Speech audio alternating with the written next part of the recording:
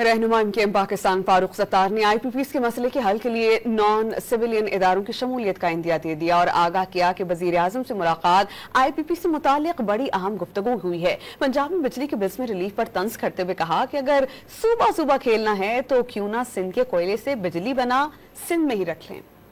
IPPs के ऊपर हमारी बड़ी सीरियस गुफ्तगू हुई है।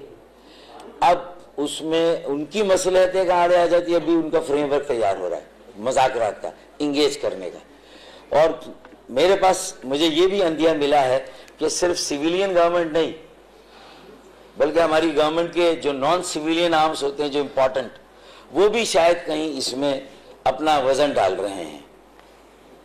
तो फिर ये मसला हल होने का चांस थोड़ा ज़्यादा हो जाएगा।